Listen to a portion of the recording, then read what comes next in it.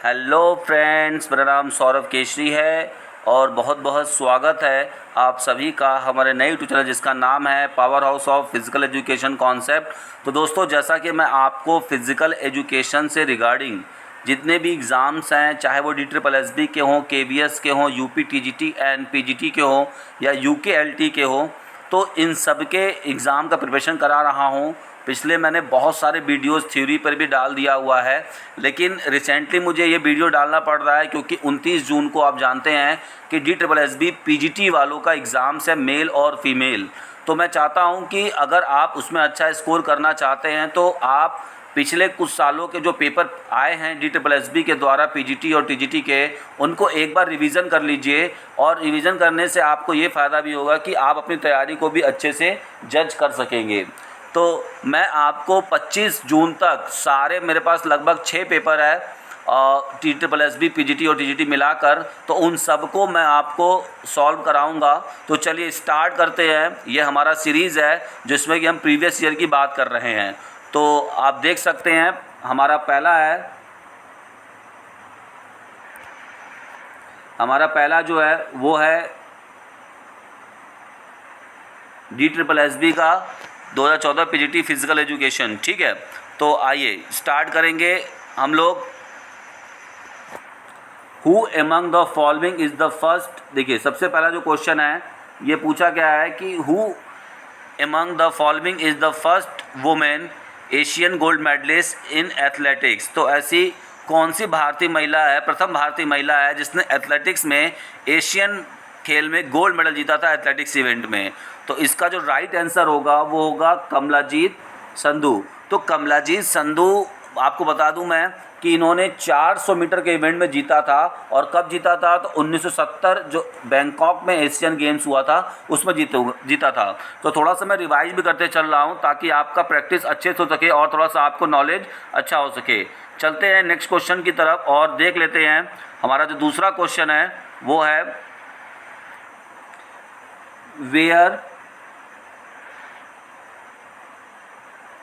Where were the first SAF games held. तो सबसे पहला, यहाँ पे सैफ का मतलब क्या होता है आपको बता दूं मैं, साउथ एशियन। सैफ का मतलब होता है साउथ, ठीक है, एशियन गेम्स या साउथ एशियन फेडरेशन से यहाँ रखा गया है। ठीक है, इसमें से साउथ, इसमें कुल 7 जो कंट्रीज़ हैं वो इसके मेंबर है और अभी 8वां कंट्री इसका मेंबर बना है अफ़गानिस्तान। ठीक है, तो चलते हैं और इसको देख लेते हैं एक बार। इस क्वेश्चंस में आपको बताया है कि पहला जो हमारा साउथ एशियन गेम्स हुआ था वो कहाँ पर हुआ था। तो इसका जो राइट आंसर है वो आप देख सकते हैं काठमांडू। और साउथ एशियन गेम्स का जो हेडक्वार्टर भी है वो काठमांडू में है। और इसको जो फॉर्म किया गया था वो किया गया था 1984 में। और जिन बच्चों को इंग्लिश में दिक्कत हो रही हो तो वो यहाँ पे देखिए, आपके साइड में ये वाला पोर्शन दे रखा है मैंने, यहाँ आप हिंदी में भी इसको देख सकते हैं। चलते हैं नेक्स्ट क्वेश्चन की तरफ और क्वेश्चन नंबर 3 को देख लेते हैं। तो क्वेश्चन नंबर 3 हमारे सामने है, क्या है इसको भी जान लेते हैं। तो क्वेश्चन नंबर 3 बता रहा है which city hosted the first national games. तो ऐसा कौन सा सिटी है इंडिया का जिसने नेशनल गेम्स को पहली बार होस्ट किया था, फर्स्ट टाइम होस्ट किया था। इसका जो राइट आंसर होगा वो होगा ऑप्शन बी। ऑप्शन बी है इसका राइट आंसर है, आप इसको देख सकते हैं, यानी न्यू दिल्ली। ठीक है, चलिए तो आगे चलते हैं नेक्स्ट क्वेश्चन की तरफ, उसको भी देख लेते हैं। हमारा जो नेक्स्ट क्वेश्चन है वो है the term free throw is used in. तो एक जो टर्म्स होता है जिसका मतलब है फ्री थ्रो, यह किस खेल से संबंधित है? रेसलिंग, सॉकर, वॉलीबॉल और बास्केटबॉल। तो इसका जो राइट आंसर है ये है आपका ऑप्शन डी। बास्केटबॉल में फ्री थ्रो नाम का जो शब्द है वो प्रयोग किया जाता है। चलते हैं नेक्स्ट की तरफ और वहाँ पे भी हम देख लेते हैं question number 5। Question number 5, when was the women football include first time in the Olympics। तो सबसे पहले महिलाओं के लिए जो फुटबॉल खेल है वो ओलंपिक में कब शामिल किया गया आपको बताना है। तो इसका जो राइट आंसर है वो है ऑप्शन ए, ठीक है, ऑप्शन ए इसका राइट आंसर है, यानी 1928। तो आप मुझे कमेंट बॉक्स में बताइएगा कि पुरुषों के लिए जो ओलंपिक्स में फ़ुटबॉल गेम है उसे कब शामिल किया गया था, ये आप अपने कमेंट बॉक्स में बताइए। चलिए नेक्स्ट क्वेश्चन की तरफ चलते हैं और देख लेते हैं। हमारा जो नेक्स्ट क्वेश्चन है वो है लक्ष्मीबाई। नेक्स्ट क्वेश्चन जो हमारा है वो है Lakshmibai national institute of physical education is located at. तो आप सब जानते होंगे बहुत ही फेमस कॉलेज है Lakshmibai national college of physical education, जो कि 1957 में बना हुआ था और इससे हमें एशिया का फिजिकल एजुकेशन का सबसे बड़ा कॉलेज कहते हैं। और ठीक है, तो ये जो स्थित है वो कहाँ है, वो है ग्वालियर में। ठीक है, चलिए तो आप मुझे ये बताएंगे कि ये 1957 में ही क्यों इसको इस्टेब्लिश किया गया, इसके पीछे एक कारण है। ये कारण मैं आपको अपने नेक्स्ट वीडियो में बताऊंगा, क्योंकि फिर मैं यहाँ पे थोड़ा सा दिक्कत हो जाएगा, क्योंकि आपके बहुत सारे क्वेश्चंस मैं सॉल्व कराने जा रहा हूँ। तो चलिए स्टार्ट करेंगे और आगे चलते हैं। नेक्स्ट यहाँ पर इन 2022 the world cup football held in. ठीक है, तो यहाँ पे जो इसका राइट आंसर होगा, एक बार फिर से यहाँ पे देख लेते हैं हम लोग।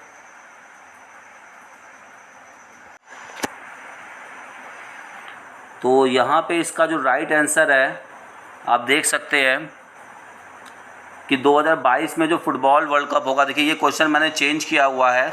आपको ये जो क्वेश्चन है पूछा गया था 2014 का वर्ल्ड कप फीफा कहाँ हुआ था, तो यहाँ मैंने थोड़ा सा इसको इंटरेस्टिंग बनाने के लिए मैंने इसको चेंज कर दिया है। तो इसका जो राइट आंसर होगा वो होगा आपका ऑप्शन सी, यानी कतर में होगा आपका जो फीफा वर्ल्ड कप है नेक्स्ट 2022 वाला। चलते हैं नेक्स्ट क्वेश्चन की तरफ, उसको भी देख लेते हैं। और अब बात करते हैं क्वेश्चन नंबर 8 की। तो क्वेश्चन नंबर 8 क्या पूछ रहा है हमसे, the most important motto of physical education is. तो सबसे जो फिज़िकल एजुकेशन का मेन इम्पॉर्टेंट उद्देश्य क्या है, इसको बात कर लेते हैं। तो इसका जो राइट आंसर होगा ये होगा healthy body and healthy mind. Option A इसका करेक्ट होगा। चलते हैं नेक्स्ट क्वेश्चन की तरफ और वहाँ देख लेते हैं क्वेश्चन नंबर 9। तो क्वेश्चन नंबर 9 क्या पूछ रहा है,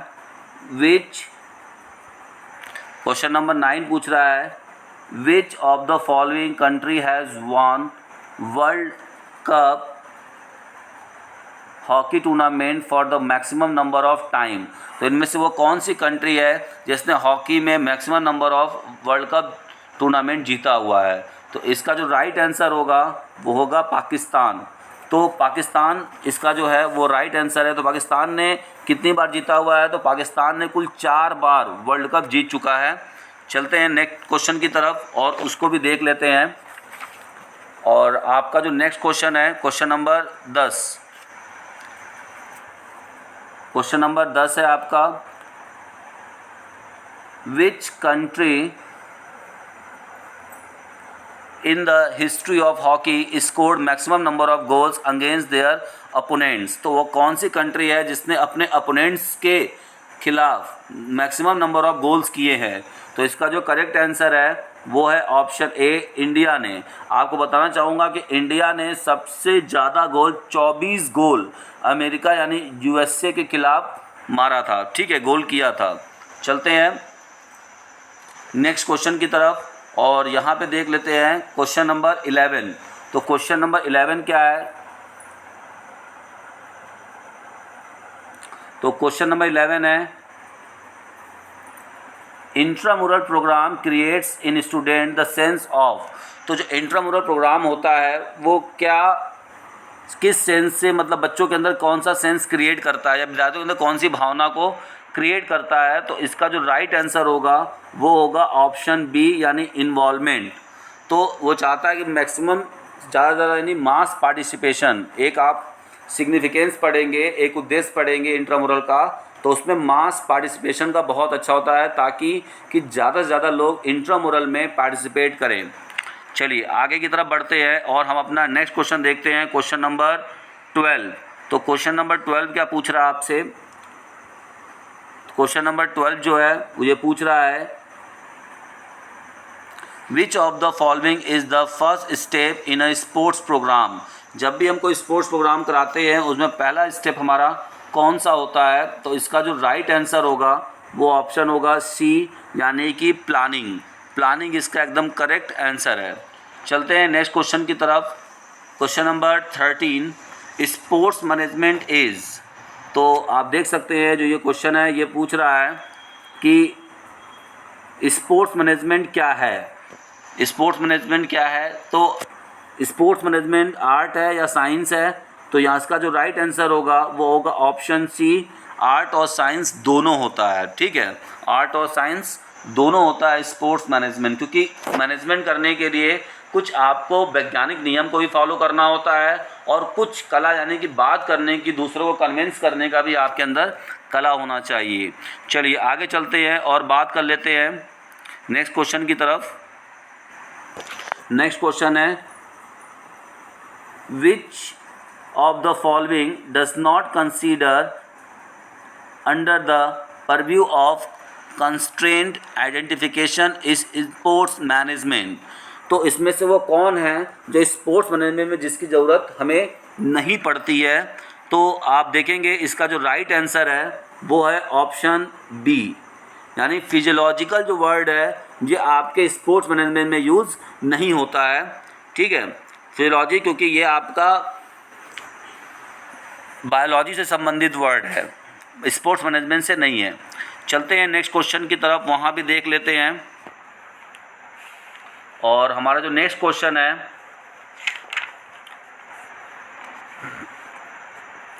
नेक्स्ट क्वेश्चन को तरफ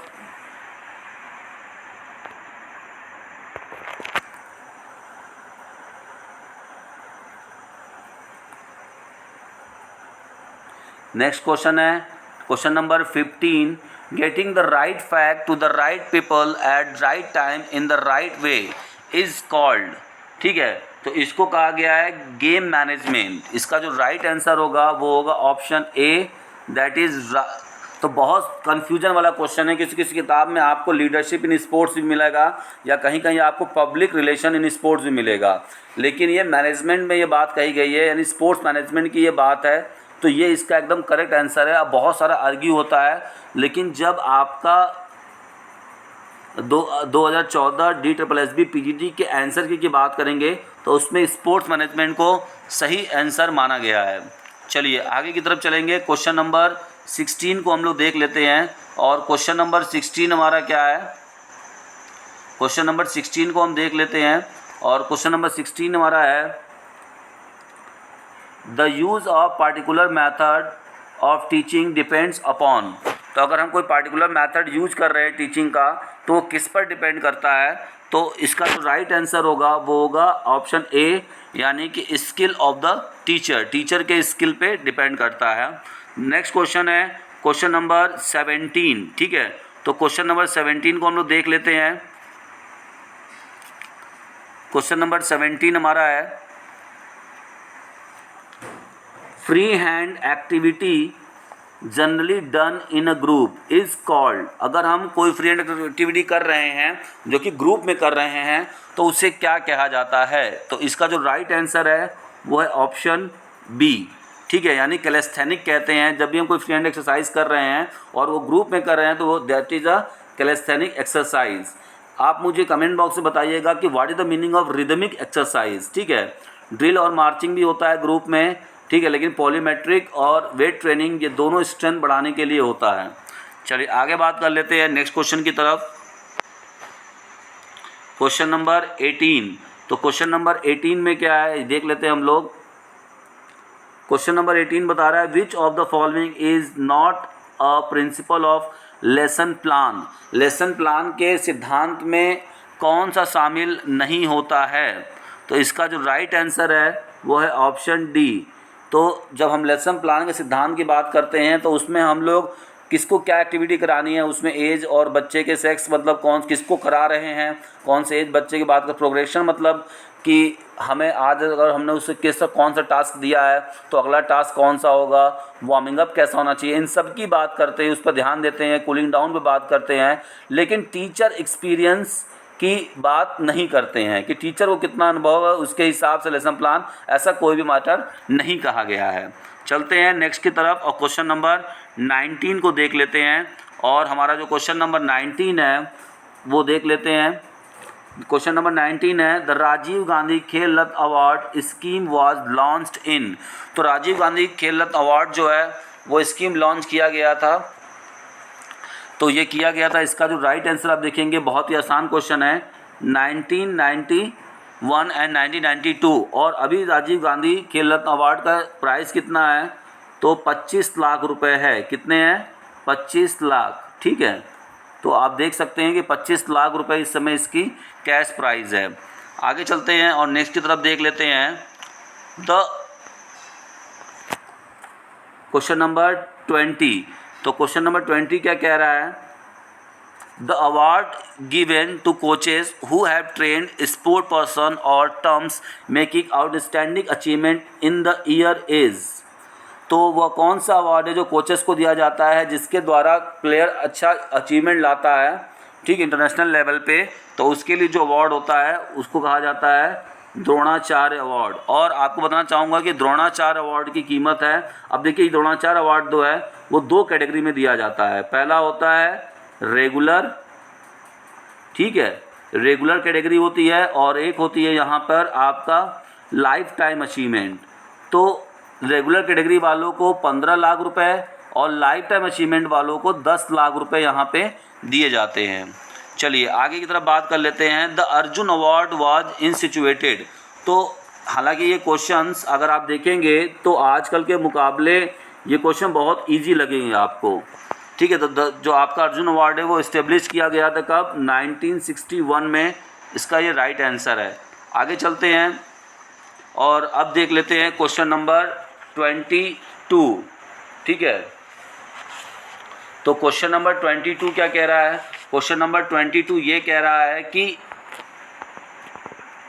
क्वेश्चन नंबर 22 यहाँ पर ex officio president of Sai. तो साई का जो पदेन अध्यक्ष होता है वो कौन होता है, तो union minister of youth affairs and sports, ठीक है। इसका जो राइट आंसर है वो है ऑप्शन सी, ठीक है, union minister of youth affairs and sports. चलते हैं नेक्स्ट क्वेश्चन की तरफ और देख लेते हैं क्वेश्चन नंबर 23।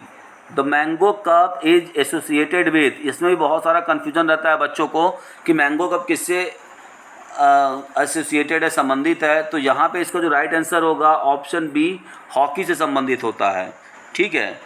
हॉकी से संबंधित है मैंगो कप। बहुत सारे बच्चे इसको अलग ले लेते हैं, फुटबॉल से भी लेते हैं, लेकिन ये गलत है। ये मैंगो कप आपका, ठीक है, हॉकी से संबंधित है, कंफ्यूज मत होइएगा। और फिज़िकल एजुकेशन में तो बहुत सारी चीज़ें कंफ्यूज में हैं, आप उनको भी देख सकते हैं। चलिए नेक्स्ट क्वेश्चन की तरफ चलते हैं और हम वहाँ पे देख लेते हैं क्वेश्चन नंबर 24। तो क्वेश्चन नंबर 24 क्या बोल रहा है, which of the following is the oldest sports in India. तो वो कौन सा स्पोर्ट्स है जो इंडिया में सबसे ओल्डेस्ट है। तो अकॉर्डिंग टू अगर हम देखेंगे DSSB के, तो वो है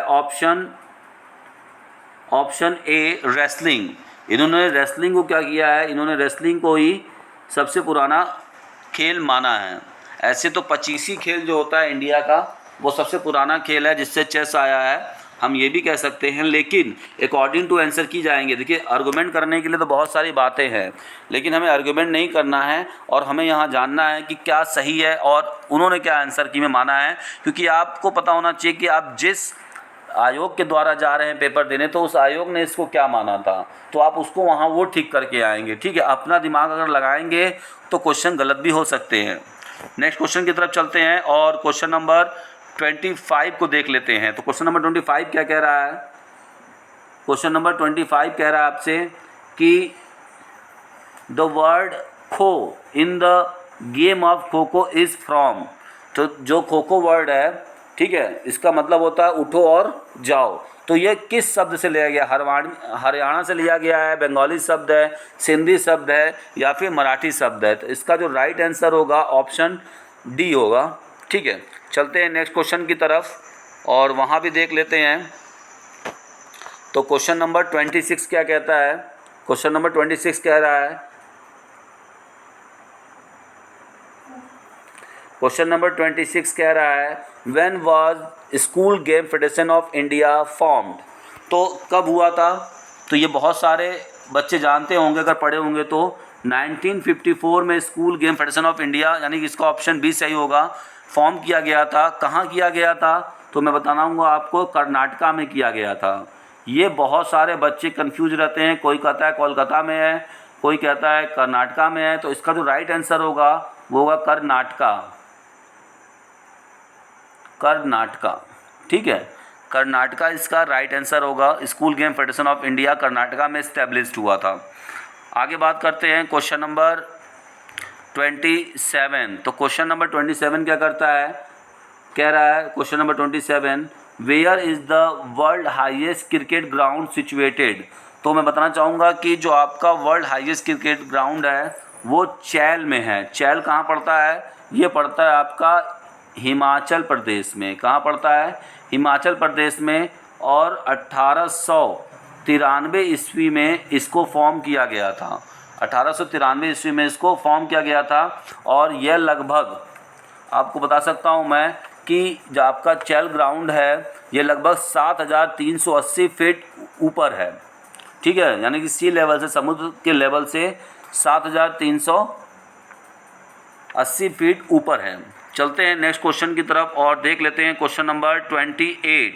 तो क्वेश्चन नंबर 28 क्या बता रहा है? क्वेश्चन नंबर 28 पूछ रहा है हमारा, क्वेश्चन नंबर 28 पूछ रहा है कि Karnam Malleswari weight lifter belongs to which state. तो इसका जो राइट आंसर होगा हमारा वो होगा आंध्र प्रदेश। ठीक है, इसका जो राइट आंसर होगा वो होगा आंध्र प्रदेश। और मैं बताना चाहूँगा कि जो कर्डम मलेश्वरी हैं ये पहली इंडियन वुमेन हैं जिन्होंने ओलंपिक में मेडल प्राप्त किया था। तो ब्रॉन्ज मेडल प्राप्त किया था, ठीक है, 2000 के सिडनी ओलंपिक में। और इनको 1995 में राजीव गांधी खेल रत्न अवार्ड भी मिला था। और आपको बताना चाहूँगा कि 1999 में पद्मश्री से भी सम्मानित की गई थी। तो बहुत ही फेमस एथलीट है इंडिया की तरफ से, जिन्होंने 2000 में पहली बार लड़कियों के इवेंट में लड़कियों की तरफ से इंडिविजुअल गोल्ड मेडल जीता था। चलिए आगे बात कर लेते हैं नेक्स्ट क्वेश्चन की तरफ। Question number 29। क्वेश्चन नंबर 29 क्या कह रहा है, हम इसको देख लेते हैं। Question number 29, which of the following games has the largest playing area. तो ऐसा कौन सा खेल है जिसका, मतलब इस ऑप्शन में से बताना है। ऐसे तो बहुत सारे हैं। फार्मूला 1 रेस का भी आप जानते होंगे कि 35 किलोमीटर का एक उसका वो होता है।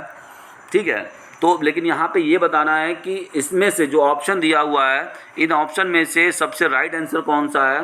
तो सबसे राइट आंसर है पोलो। पोलो जो है इसका ग्राउंड इन चारों में से सबसे बड़ा होगा।